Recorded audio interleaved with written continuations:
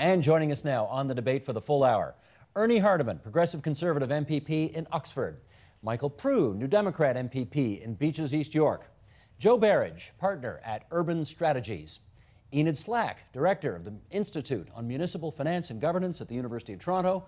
And Andrew Sancton, professor of urban policy at the University of Western Ontario. It's great to have you all here in the studio around this table for a subject that I know you will lift off the page and make inspirational. Who says municipal budgeting is boring? It isn't, and we're going to prove it. But before we get to your comments, Michael, we have this series of graphics here that we want to roll, so let's do that now, because we got some numbers we want to share. Here's Municipal 101, if you like.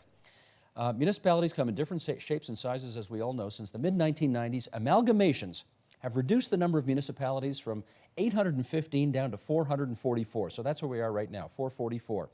Some are single-tier, like Toronto, the 416, Ottawa, Hamilton, they're all single-tier councils. Others have an upper tier, think Durham region, I guess, or Peel, Oxford County. If you look at Peel region, for example, there's Mississauga in there and Brampton as well, so that's two tiers, Brampton, Caledon, Mississauga, right? Now, how about services? How does that all translate? Municipal government provides everything from sewers, roads, transit, public health, housing. In general, where there are two tiers, the lower tier provides things like local roads and recreation and fire, and the upper tier focuses on region-wide concerns such as transit, police, social services. If you're a single-tier municipality, such as Toronto, you're responsible for both. The biggest revenue stream, how do we pay for all this? The biggest revenue stream is the property tax base, followed by revenue from user fees or licensing. And finally, grants from other levels of government also play a big role in this as well. And when you hear, see that last line down there? When you hear local politicians saying, we balance our budgets every year, we don't run deficits, remember, they have to. By law, they have to. Municipal governments in this province may not run deficits on their operating budgets. They may take on debt for capital projects. Okay, that is some of the background that will lead us into this question now. And Enid, I am going to go to you first here. Toronto Board of Trade says that the City of Toronto has been running a structural deficit since 2002 in the hundreds of millions of dollars. What does that mean when they say that? Well, Steve, it means that they don't have the revenue tools to meet the expenditure needs that they have in the city. You're right in your introduction. You said they balance their budget. They have to balance their budgets by law. But they're struggling every year to find the revenue tools, to find the revenues to meet those expenditure needs. So, Joe, you're around the province a lot. What cities, you know, from what you've been able to tell, look like they're financially sustainable, they're fine, they're not dealing with these structural deficits all the time, they're really making a go of it? All cities are in a bit of trouble, to be perfectly honest. What you're finding is the older cities are having the toughest time. Some of the newer suburban cities are finding it slightly easier, largely because they had a lot of other revenue from development charges and other kinds of things that came in. But as they mature, they too are finding it very difficult to balance the books. And we're going through, also because we're going through an economic slowdown, it means that all of the other monies that they might be getting from other levels of government are beginning to get reduced as well. So I think there's a fairly general problem. There are we can have a lot of discussion about what the solutions to that are, but right now on the face of it, not too many cities are looking too healthy financially. We're going to continue to set up the problems and then look at solutions as well. Michael Prue, I see you wearing that pin. It's my East York pin. That's your East York pin. Yes. I remember it well because you wore that when you were the mayor of East York. Yes, I did. When there was an East York. There still is, in my heart. Yeah, technically I guess it's been subsumed by the megacity, but you're now of course at Queen's Park, but you were the mayor of East York at the time. Pick up on what Joe said. The attempt to put all of those 6 cities in one megacity in Toronto was done for a bunch of reasons, one of which was it's going to be less expensive, it's going to make more sense. 15 years after the fact, how much of that is true? I don't think any of it's true, and I don't think the framers thought any of it would be true either. We know that most cities that have been forced into amalgamation are not as efficient as the cities that made them up. We know that from Sweden, we know that from Australia, we know it from the United States. We also knew that there would be no reduction in the number of personnel. In fact, Toronto today has more people working for it than the 6 cities did have combined. There have been no savings. The only thing that's, it's happened is the grass isn't cut as often, the garbage isn't picked up with the same regularity, and the city's a little bit dirtier and a little meaner, and it's much, much harder today to get hold of your local councillor. Now, Andrew, how does that make sense? Because theoretically, when you put all these services, when you put it all together in one megacity, you don't need 6 fire chiefs, right? You don't need 6 different of this, 6 different of that. You don't need 6 planning commissioners. You don't need 6 parks commissioners. That sounds like it should be cheaper. Why isn't it? Well, because there aren't economies of scale in many of these services. It is not cheaper to have one huge fire department instead of 6 fire departments. It's not cheaper to have one huge parks and recreation department. Instead, you get layers of management. And it's not because it's padded or because people have useless jobs. It's just if you have one large organization doing something for which you don't need a large organization, you're going to have inefficiencies as you get everybody trying to manage things in a coordinated way. Enid, do you see it the same way? I do, I agree. But there's the other issue. You mentioned that you have 6 fire chiefs and now you only have 1. But you have thousands of firefighters, and they're now all working for the same employer, the new city. And they want to be paid the same amount because they're doing the same job for the same employer.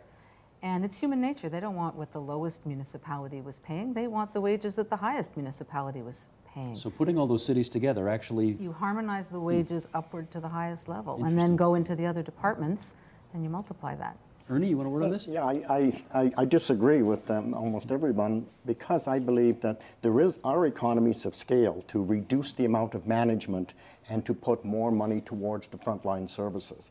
Now, if it didn't reduce cost, then obviously it's the people responsible for those services who have decided not to reduce the amount of supervision and to not put it towards the front line. And I think that's what we're hearing today, is it's time to put the money into the services and provide them in a more cost-effective manner, and that in a lot of cases hasn't happened. In places where they did find those where they actually got together, amalgamated 2 municipalities and operated as one, they are finding it that they're saving money. And I think we who's need doing that? Well, a lot of in small town and rural Ontario, they actually volunteered to go together because it was better than having a servicing agreement providing the same services paid for by 2 municipalities and provided by But in one. your neck of the woods... There's a lot of... well, Haldimand and Norfolk went together and then they split up because they realized Yes. it didn't make any sense. Yes, and it's kind of funny. Haldimand Norfolk happened in 1974. It was mandated by the province of the day. Oxford County restructured in 1975, doing exactly the same thing as Haldimand Norfolk, except with one county at their own initiative. We've never even had so much as one vote or one discussion about de-amalgamation or reducing and going back to having more government and less services. Andrew. Ernie, there's a reason why there's no such thing as a global lawn mowing corporation, that would mow lawns all over the world and put more service on the front lines. There's a reason for that. It's because there are not economies of scale in domestic lawn mowing. And it is an empirical question as to whether there are economies of scale in many of these services that we're talking about in the municipal level, and there simply aren't in services like fire. Ernie, then Joe. Well, we still have the same number of people mowing the lawns in Oxford County that we had before restructuring. We just don't have as many supervisors telling them when to go and cut it. And it doesn't take that many supervisors. And I think that's what we need to look at. That's what this is all about. Joe. Yeah, I don't think Annie's quite right when he says there aren't global lawn mowing corporations. There are actually increasing numbers of them. What's fascinating to me is I think what we've arrived at is the end of an old way of delivering municipal services. About a half of a city is a utility company, and the rest of it is doing emergency services and social services and the like. But the lawn mowing part, the street cleaning part, the garbage collecting part, the parks maintenance part, there are lots of companies who do this. And you can see them, if you open The Economist, you'll see ads from Veolia, from Siemens, from IBM. And where I think we've missed the boat in all of these amalgamations is essentially we've carried on with a very traditional way of delivering services. And you're going to see, I think, in Ontario fairly soon, some municipalities cutting to a very new model of how we actually provide the things that people want. You can see this frustration in the Toronto election with the fact that costs have been going up and up and up and up and up. and service levels have been dropping down and down and down. This is not so dissimilar to what we had in Air Canada 30 years ago or Bell Canada 30 years ago, and we saw a revolution in the way in which those, what were thought of as public services, were delivered. I think we're going to see that pretty soon here. Let me get Michael Prue to react to that, because you were a chief executive, if you like, you were the mayor of East York, and now you look at it perhaps as in a different way. I look at, if you want to take the City of Toronto went from 6 municipalities to in reality 4, because they've carved Toronto up into 4 quadrants: the east, the west, the south, and the north, and those are the 4 quadrants, and each of the services is delivered separately. But what has happened, it's not so much the service delivery, it's that the ordinary citizens have been left out of the entire equation here. This is the problem with what's happened, because you no longer speak directly with the mayor, ever. You're very lucky to speak to your councillor, because more than likely you're going to speak to one of the people who work for him or her, and you have no say whatsoever when it comes to going to committee, because you go to a committee with 6 or 8 people around the table, none of whom represent you or know your issue or your area or your region or what you're there for. But do you agree with Joe that a new day is coming, and that the way cities provide services is going to be turned on its ear over the next 10 years? I think they will try and probably fail. East York contracted out half our garbage, and at the end of 5 years we had to contract it back in because it was just, privatizing it was such a failure. What was wrong with it? They couldn't compete with the public sector. Once we gave the public sector the same, we gave them the same trucks, we gave them the same routes, we gave them the same hours of work.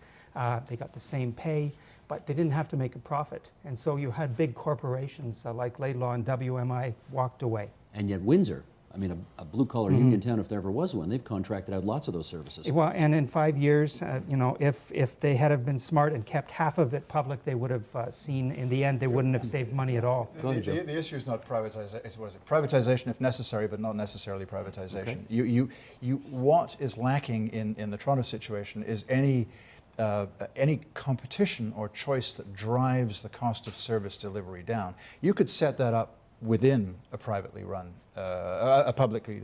organization, and that the problem is that there's no real push from management or from a rather weak council to be able to ensure that costs are reduced. So if you set up north, south, east, west groups and said compete, and you can have some kind of bonus if you give us a better price, even if they're still inside the public sector, that would work. But you can't run these great big lumbering civic bureaucracies on the way that we've been running them right now. That's exactly what we agree on, Joe. The amalgamation created a huge bureaucracy for this, and the challenge is precisely as you outlined it. We need to think about how to divide up some of these services to run them in a more efficient way. And I agree that if you were going to use contracting out in Toronto, the first thing you'd want to do was to have a whole bunch of different contracts for smaller units. Absolutely. So it seems bizarre that more than 10 years after the amalgamation, we're talking about ways of dividing things up rather than trying to reform a bureaucracy that you can't really do anything with. Ernie. Yeah, I want to agree first of all with Mike. If the problem was that the people can't talk to the mayor anymore and they can't talk to the local councillors, the new mayor of Toronto would not have been able to win an election based on reducing the size of council by 50%. The public's concern is not that they can't talk to the mayor. The public's concern is that they're not delivering municipal services efficiently enough. They believe that they're paying enough taxes. They just don't believe they're getting enough service to warrant that. And I think we need to find a way to make that happen, to provide the services in a cost-effective manner. It may be, part of it should be the private sector doing it to be competitive with the municipal sector. When we first put garbage collection in my municipality when I was the local mayor, we priced both and we bought our own truck because we couldn't afford to pay the price they wanted. A few years later, the private sector is doing it for that price. So I think that can be done, but to suggest that it would have been better to have a whole lot more politicians running the city, I can assure you that would not be the answer. Nobody was arguing. Well, I was just going to go back to the amalgamation and how locally responsive the new city can be when it's the size that it is. And I would argue that the amalgamation created a city that was too big and too small at the same time. How's that possible? Well, too big to be locally responsive in the way that Michael's talking about, but too small to deal with the regional issues of transportation planning, land use planning that go beyond Toronto's borders and into the 905s and beyond that. So it was the wrong amalgamation in terms of the size. We should, Ernie, you were part of the government that did all this. We should just say for the record, we're not trying to pick on you here today or anything like that, but you were part of the Harris government that did that. Well, I think we're partly right. What I think is that we neglected to do at the time was to provide that two-tier government for the City of Toronto, where you could have a tier of government that would look after regional transportation. That should have been added to it. I'm not sure that there's an ability to divide the City of Toronto in sections and decide that they need a different type of governance and different type of policies. And if you don't need different governance and different policies, you don't need more than one government. Right. All right, let me put the issue of taxes on the table here. Property taxes, as we saw from the graphic off the top of the program, pay for almost half of what cities do.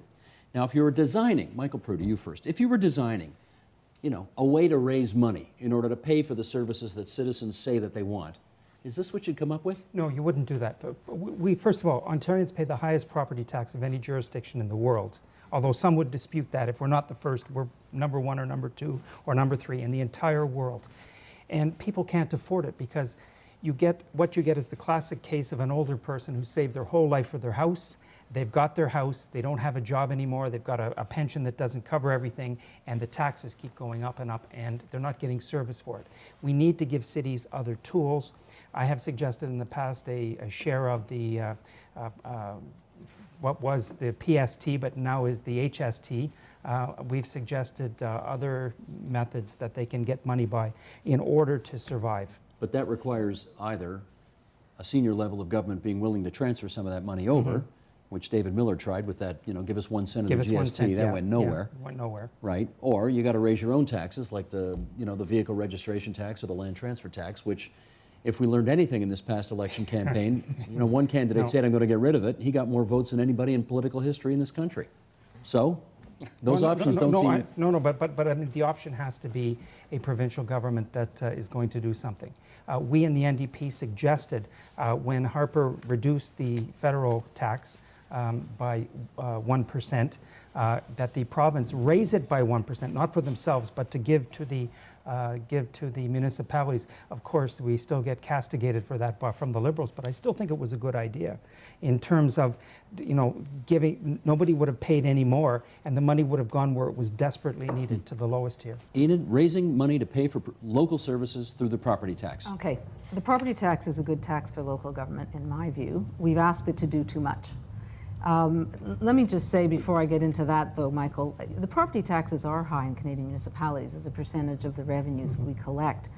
But other jurisdictions have income and sales taxes. And when I've compared Toronto and cities in Ontario to cities in other parts of the world, often the municipal tax burden per capita is higher in those American cities. The property tax is higher here, but the total burden, income, sales, and property, is higher in those jurisdictions. But municipalities provide a whole range of services. At one end, they're what I would call private services, you know, transit, water, which we should be charging user fees for. At the other end of the spectrum, you've got social services, social assistance, social housing. And those really should come out of an income tax because that's a more redistributive mechanism. What's in the middle is where the property tax is. And I have to do this way. You know, the property tax should be funding those services where there are collective benefits. You can't identify the individual beneficiaries, or you don't want to charge people, and I'm talking about police, fire, local roads. But we've taken the property tax and gone out too far in either direction. Well, we haven't done it. Who did it? Well, the politicians have done it in choosing how to raise the taxes. Okay. But it did go partly back to the Harris government. I don't want to pick on Ernie and his government all the time, but Go ahead. there was a time, this conscious decision made that the school boards would back away from taxes, and more municipal services would be funded through that property tax that the school boards were no longer using. So that was a time in Ontario's history when there was a very clear study and policy about what to do on taxes, and I think it was blown there because there was the whole system ended up being more confusing and more difficult than it was before. Let me help you here, Andrew, if I can. Yeah. We're going back 15 years. I'm going to, you know, in the recesses of the back of my head here, the Harris government set up a panel, which I think David Crombie was the chair of, and it was all about who does what. That's right. And some services that were delivered by the cities were going to be uploaded to the provincial government, like education costs, and other services that the province was doing, like social housing and welfare, were going to be downloaded onto the municipality. And then we went into a big recession, and we discovered that a lot of the things that got downloaded, the costs exploded, whereas a lot of the stuff that got uploaded didn't explode in such a way, and municipalities were screaming bloody murder. So, all right, Joe, fill in the blanks at this point here. We're now 15 years after who does what. Yeah. How successful was it as an endeavor to figure out who's got to pay for what and make it all work? I mean, it's a constantly fluid relationship, and there's been a sort of an attempt to rework that and upload a few things and try and take some of the burden off of the municipalities. But I don't think and it may work for the operating side of things. What worries me desperately is that operating is only one half of a municipal budget. The capital budget is the budget that is just completely non-existent for most municipalities, and that's why we're suffering from this extraordinary transit deficit that we've got, this infrastructure deficit that we've got. And this is something we haven't even got to. And there's no way that you can afford to pay for this on the property tax or on anything that can be locally raised, given the current structure of government. So, financial structure of government and relationship between the province and the cities. The big question is, should we be trying to raise taxes for, or some funding sources for infrastructure, for transit, at the big city level, at the regional level, that can provide the kind of transit we know we're going to need in such a growing city? And that certainly will need new revenue sources, whether it's road tolls, whether it's a sales tax, whether it's a big gas tax. There's no way we can afford to do that unless we do those kinds of things. Let me take a step back to Ernie, though. Again, on the issue of who does what. Some stuff got uploaded, some stuff got downloaded. 15 years later, after it's all shaken out, how well do you think it's working? Well, I think it's working somewhat as far as it went. And I think Andrew mentioned the fact that education was the #1 issue that we started dealing with when we did the who does what. When we came near the end of it, in fact, we cut education in half. We left half of it on the property tax and capped it there so it doesn't go up and down there. And the half that switches is now on the provincial. At the same time, the municipality said, we can't afford to take the full burden of social services, because when we have a downturn, how are we going to pay for that out of the property tax? So the social services, the welfare stayed exactly the same, 80-20. It's always been 80-20. Well, actually not always. Originally it was all municipal, and then it became 80-20. 80-20 refers to what? 80% of it is paid by the province and 20% is paid by the municipalities. That's how it presently is. So the full burden is not on municipality. Ian, were you on this panel, the who does what? Yes, I was. You were on it? Yes, I was. Okay, so again, all these years later, how well is it working? Well, the province is currently uploading social services starting in 2010 over the period to 2018. So I guess it hasn't worked that well if they wanted to, if they felt the need to upload it. So you're saying that's a recognition of the fact that too much was downloaded? Well, that it's not appropriate for social services to be paid out of a property tax. That it's a redistributive service, and the property tax is not the best tool to pay for it. So why were those services downloaded on the municipalities in the first place? Well, I think Ernie answered that question. There was more of a desire to upload education at the time. But was there a sense that that you needed to balance the books provincially, and therefore maybe you had to download some stuff to the municipalities to help do that? Well, I thought the intention of the whole local services realignment was to be revenue neutral. Nothing's ever revenue neutral. I hear that all Well, the time. maybe at a point in time it is, but over time that changes. Right, Andrew. Maybe it's a footnote to this discussion, Steve, but it's really interesting on the education front. Anyway, we've got these huge school boards that can't really do anything. That's why everybody's raising money through bake sales, because if you've got a gym floor to fix in your local high school, it's a huge operation to get money out of the school board. And school boards were taxing too much before, but it sure would be nice to have a little local flexibility around some of these extra expenses that many people in communities want to spend money on their schools for. Michael Prue, let me follow up with you on that, because my recollection was that the school boards would just send the city a bill, right? Absolutely. They would decide how much money they needed. They'd go to the city council and they'd say, okay, you raise taxes because we need this much money. And that used to drive municipal politicians crazy. Yes, and it did. And we took great pains in my day to explain this is the municipal portion, this is the portion to Metro Toronto, and this is the portion from the school board. And that wasn't confusing at all, was it? No. And but the people in East York were very smart. They understood. I remember one night when they packed the auditorium of the local school and went at the school board trustees. I mean, they were very smart. They knew what was happening. But you know, that was the reality of those days. They could raise the funds, and they did. And a lot of people, taxpayers, liked it, especially those with children. They saw real service going into those schools. If they didn't have children, they weren't so keen. But if you uploaded all those education costs to the province, away from the cities, people appreciated that too, did they not? City councilors appreciated it, I know. Well, I don't think so. I never saw any appreciation of amalgamation. I never saw any appreciation of the uploading and downloading. In all these years, I still get complaints to this day. Ernie. Well, Steve, I spent 14 years going to the AMO conference each and every year. Association of Municipalities of Ontario. Exactly. And as soon as you got there, when they had the ministers open forum, the first person to the mic invariably was always someone who says, when is the province going to do something about the school boards who arbitrarily raise the taxes to whatever they feel like they can and send us the bill? So you guys did.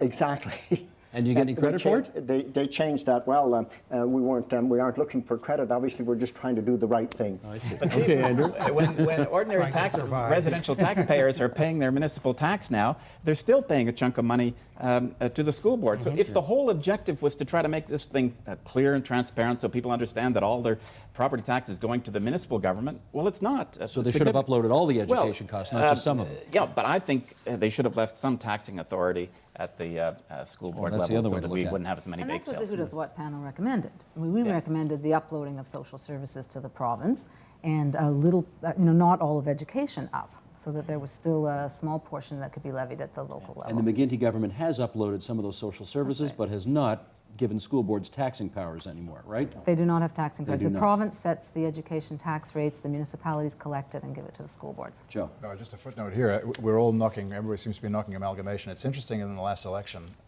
this was an absolute non-issue. It wasn't Hamilton, it was an issue in Hamilton. Well, in Toronto, certainly, there was nobody ran, as far as I could tell, on going back to where we were. The toothpaste is out of the tube, isn't it? It's gone. It's done. And so the question is No? I'm not so sure. Let me go. He can go second. Ask about Montreal. The question is, how do you run a modern city? That's the question. And that actually was the question in the election, and it's exactly the right one. Not how do you de-amalgamate, but No. how do you run a modern city? Michael? Well, all three of the major candidates running for mayor ran and were questioned on it and said that they would diversify within the city and make community councils and other things stronger in order to have more local input, and it wouldn't de-amalgamate the whole city, but it would certainly de-amalgamate the process to make it more community and neighborhood friendly. They all ran on that. That's one issue, I agree. Yes. And that's a perfectly appropriate thing. And I think a lot of people were also saying that as you were going down, you also ought to go up and have a government for the big city, which doesn't exist right now. It's just 44 councillors. But nobody is saying put the toothpaste back in the tube. Why not? Because I think... If everybody hates the megacity or the super city in Hamilton I think or in Ottawa, theoretically, who's everybody? I think, I mean, one of the interesting things about this election was I think a lot of people who thought they knew this city discovered that they didn't know it very well.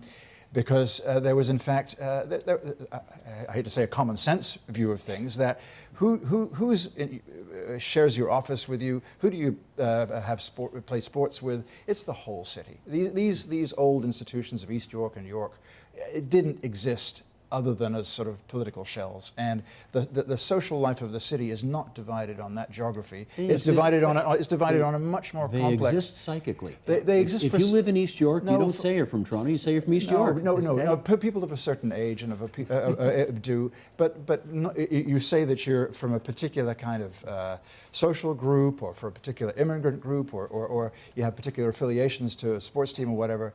I don't see those divisions, those old geographical boundaries. You don't think it works in Etobicoke, or people say I'm from Etobicoke? They don't say I'm from Toronto. Again, They do when they leave Toronto. it depends. When they leave, yeah, yes. and it depends. Yeah, because obviously you're describing what part of a great big city you live in, just like you say from the Bronx or from Queens or somewhere like that.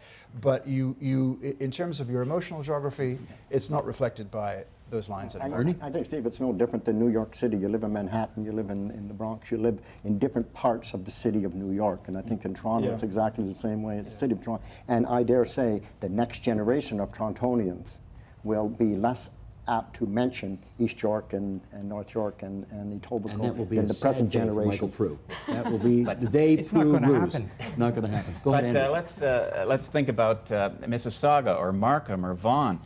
These are places that are really just as much part of Toronto as Scarborough and Etobicoke, and nobody's saying, "Oh, let's do a really let's make Toronto bigger so that we can take in even more people." We've got an arbitrary boundary there now, and as Ian had said earlier, there's all kinds of issues that go beyond Toronto that are not covered at all. I think the provincial government is doing a pretty good job on some of these issues. But people are saying go bigger.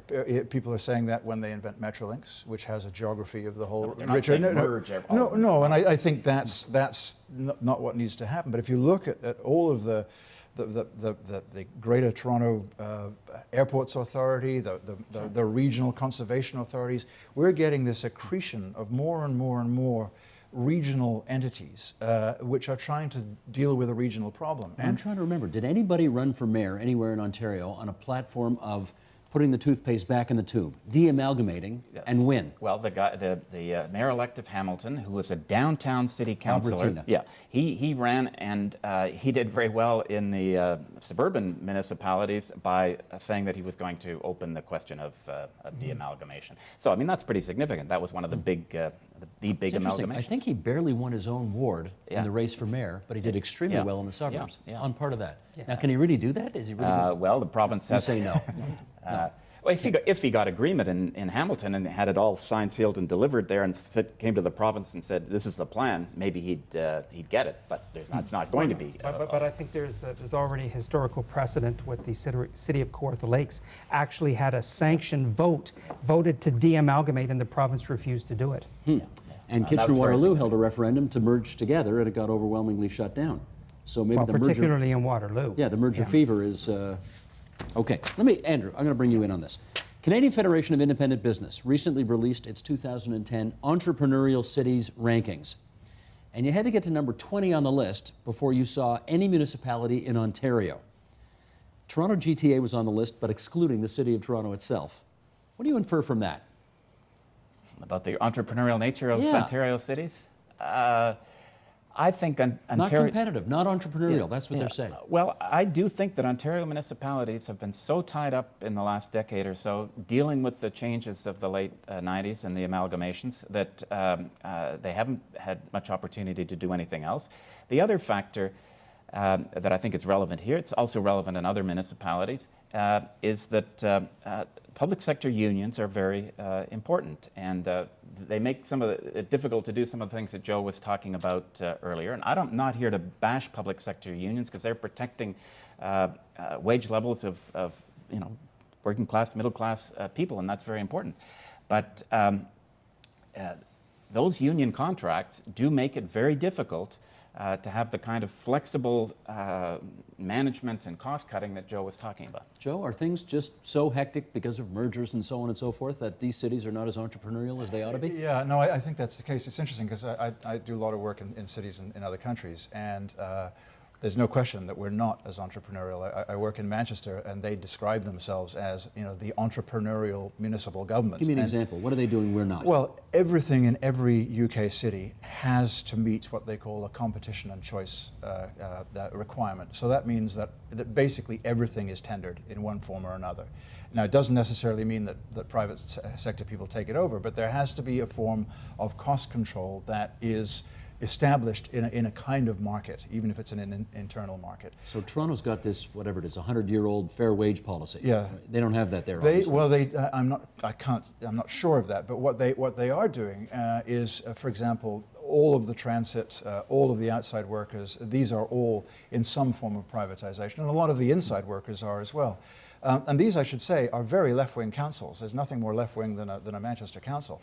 But they are a progressive left-wing, not a reactionary left-wing. And unfortunately, I think what we've got in a lot of of the older cities is a very protectionist, very don't change it, and as you say, backed up by very stiff, very difficult to change labor policies. Michael, I'm interested in your view on this because, of course, you were a mayor and now you are a New Democrat member of the Ontario legislature. So you probably got advice coming from different political ideologies on this one. Do you think that unions should have to compete against other private sector operators in order to get city business? Well, I don't think they have to, but I mean, the one example I gave to you about contracting out half of East York's garbage was a real eye-opener, I think, both to the union and to private enterprise.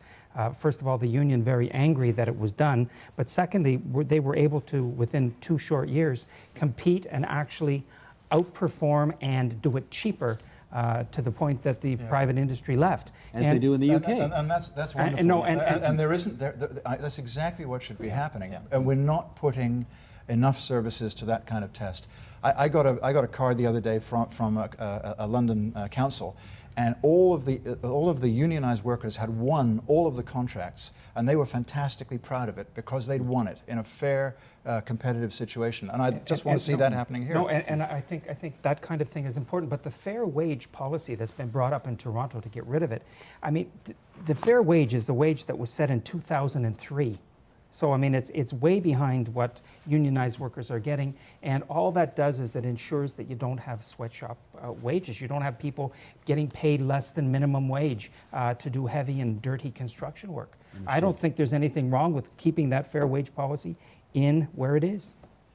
Ernie, you know what? I want to go to you, but I can't hear you because your microphone slipped down. So if you would, just grab it and put it a little further up your tie. Great. Now tell us what you wanted to say.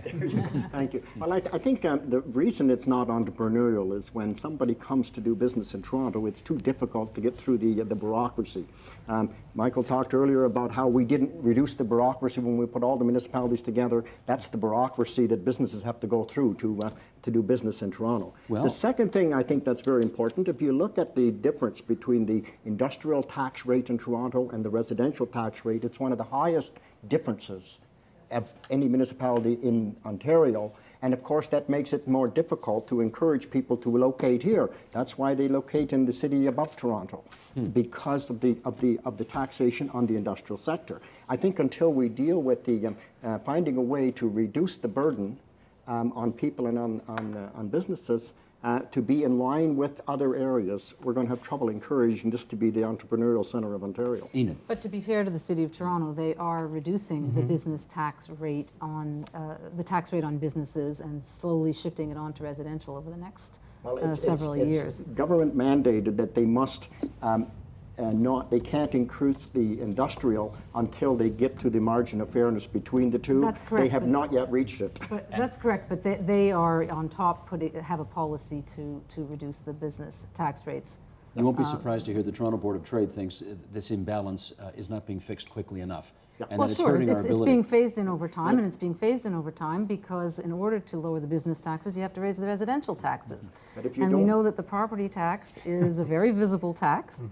But if the Toronto business And people keep telling residential us, taxpayers if the complain Toronto about it. business people keep telling us that, the Board of Trade keeps telling us that this is not a good place to come because taxes are too high, you can bet that somebody looking to invest is not coming here. So what should we do about That's it? the secret. Well, I think Enid's outlined what's been happening, and I think the fact that the gap is being closed is good. And but it does make the property tax even more difficult for people to understand. When we hear about 1.5, 2% increase in residential, that means that it's less than that overall.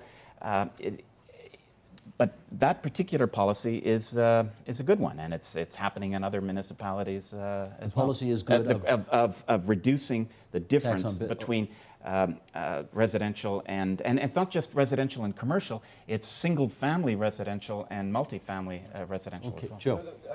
I think the phrase entrepreneurial city means some other things as well, and I think, for example, it's fascinating. We've just got the 311 information system Better instituted. explain what that is for people who live outside The the city. 311 is if you've got a question of your municipal council or you want to know something, if you just dial 311, you'll get an answer. Just like dialing 911, you'll get emergency services. It took us about half a dozen years to get this in place. Mayor Bloomberg in New York said to his staff, who in my staff is going to get this done in a year? and apparently they got it done in 14 months. Why did it take us 6 years? Because we chew our meat very tight. Whatever.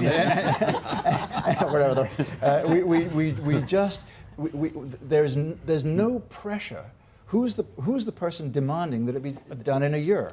There isn't that process in the political system which forces good things to happen. Hang on, let me go out on a limb here. If the person in New York who said I want it done in a year was Mayor Mike Bloomberg, why wouldn't the person who demanded it be done in a year in Toronto be Mayor David Miller? Because the mayor of New York has a heck of a lot more That's power exactly right. than the mayor of New York. Okay, so you can't blame Miller, he's only got so much power. That's right, and also the Constitution of New York is set up to get things done, for better or for worse. And if we want to have modern cities, we're probably going to have to move towards that kind of structure. Okay. It's not just that Mayor Bloomberg has more power, which he does, but he also, when he took over, he brings in all his own people. He makes the appointments to the top deputy mayor's jobs.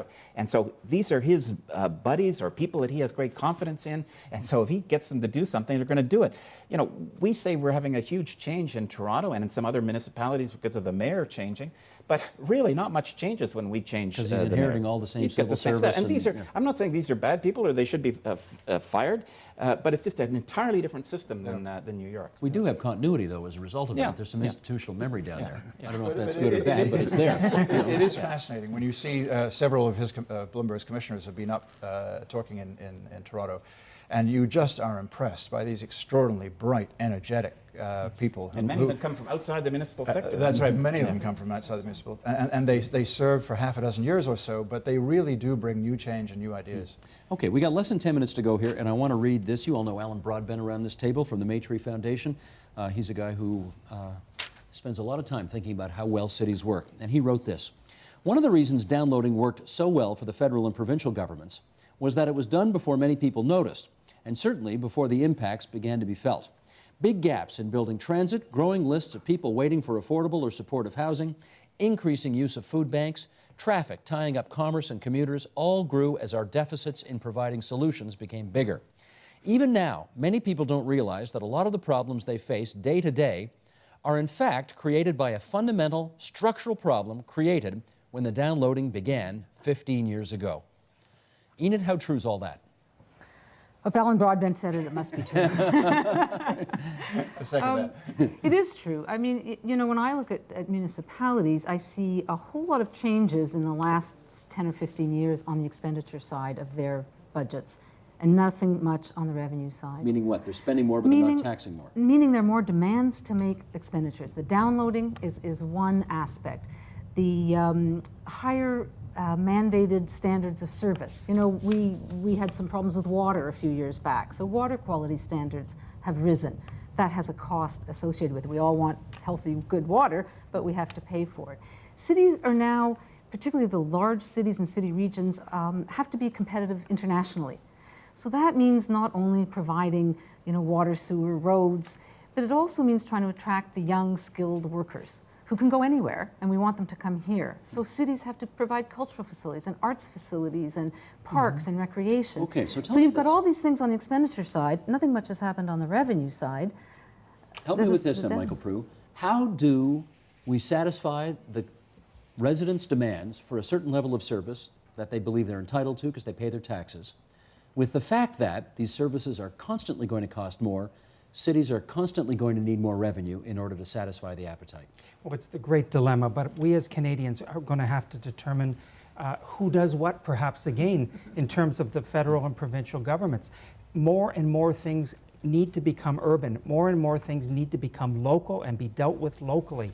And it is the cities that are going to be the great engines. And perhaps we should start making sure that not as many tax dollars go to the province or to the federal government, and more of that pie ends up in the cities. That's going to be the great dilemma, because the federal and provincial government may not want to do it, but it has to be done. Let's go around to This is Andrew. where I have a different view than Michael, I think. I do think municipal governments are extremely important for all of the things that Enid was talking about. All of these services that they provide, absolutely crucial. But what's important in Ontario now and in other big Canadian cities is the regions. And there, I think it's the province that is taking the lead and should be taking the lead around these issues.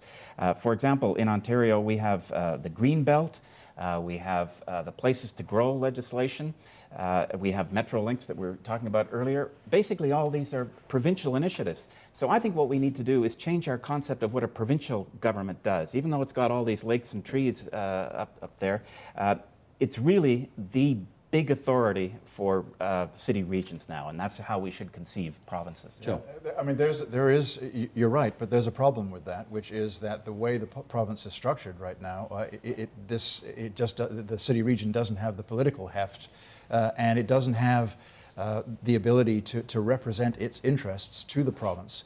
So I do think we have to be moving towards something which is not a regional government, but some kind of regional forum in which transit, economic development, immigrant settlement, and those big citywide issues are covered, and potentially that becomes a taxing authority as well. Is that something that has to happen in other places besides Toronto? Yes, I think it's less so because Ottawa, the next big city, in fact, pretty much reflects its region. But Toronto is the case where the economic entity of Toronto bursts right out of the political boundaries. Enid. Well, I think the large cities in particular have to stand on their own 2 feet. They can't keep running to the province for money. And I think, it comes back to your very first question about structural deficit. I mean, these are the expenditures that municipalities have to make. They need the revenue tools to make them. And they need to be responsible for raising those revenues and saying to people, this is the kind of city we want, this is what the services are going to look like, and here's how we're going to pay for them. Ernie. Yeah, I think it's important that we recognize that the province has exactly the same problem as the municipalities, which is only they run a deficit, $20 billion this year that they're spending that they haven't got. If municipalities were doing the same thing, they wouldn't have any problems either. They'd just be running deficit. I think it's time that both levels, or all 3 levels of government, have to take a look at what they're providing and how they're going to pay for what they're providing. Well, this is it, Michael. I appreciate your position that you think some kind of rebalancing needs to happen, because I think, I got it here somewhere. Oh, Conference Board of Canada says 11 cents of every tax dollar collected in Canada went to municipal governments. Yeah. 11 cents. 89 cents goes to the feds and the provinces. So that does seem, when you consider the services the municipalities provide, out of balance. But how do you, the feds are at a $55 billion deficit, the province at whatever it is, 19 or 20. How do you tell them, we think you should get less revenues? Well, obviously you don't do it now, but you do it because it will come back into balance as the economy improves. But it's a simple thing for the municipalities. Give them authorities. Why not abolish the Ontario Municipal Board and just let the individual municipalities choose what kind of development they want to have, and they'll either do a good job and prosper, or they'll do a bad job and be booted out. Okay, but that helps your governance situation. It doesn't necessarily help your bottom line, though, well, does no, it? but it will help your bottom line, because politicians at the municipal level will have to be much smarter in terms of bringing in new industry and commerce and zoning places to allow it to happen and pushing it forward, and I think it'll help a lot. Okay, 2 minutes to go. Joe? Yeah, I think you're right. If you're going to give all this authority to cities, you have to have grown-up cities, and I think that's a very important thing. And part of that, and what this last election has shown us, is people will not tolerate any kind of increased taxation if they don't really feel they've got the most efficient, effective, responsive government they can have. So there is a culture shift that has to happen in the way municipalities do business if they're going to earn the revenue that they need. Andrew, I know that the sort of conventional wisdom these days is to create these almost city-states. Like Toronto's almost a city-state. Could be a province on its own. But the message that many municipalities seemed to get on election day back in October was, you're doing too much. You're too big. You got to get smaller. How do you want to resolve that?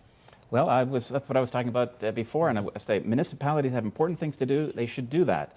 Provinces are already involved in many of these bigger issues, and they're certainly already involved in healthcare and education. And I just think we have to reconceptualize provinces. And I disagree with Joe about, I don't think the political balance is that out of line. More than half the seats of the Ontario legislature are elected by people who are in the area called the Greater Golden Horseshoe, which is, the big Toronto city region. So province of Ontario is an urban government. And that's going to be the last word today. Can I thank all of you who were all so worried before we started that this was going to be a dull topic, but I had faith in you, and you did lift it off the page. So Enid Slack from the Institute on Municipal Finance and Governance at the University of Toronto, we thank you. Michael Prue, the former mayor of East York, still proudly wearing his pin, now the Beaches East York MPP for the New Democrats at Queen's Park, we thank you as well. There's Joe Berridge from Urban Strategies, who goes all over the province and occasionally from time to time drops in here and shares his wisdom with us. Thank you so much, Joe. Ernie Hardeman, the MPP for Oxford, Progressive Conservative critic for agriculture, and the former, I think, weren't you a former Minister of Municipal Affairs once upon a time? Yeah. There you go, okay. And last but not least, Andrew Sankton from the University of Western Ontario. Thanks so much, everybody.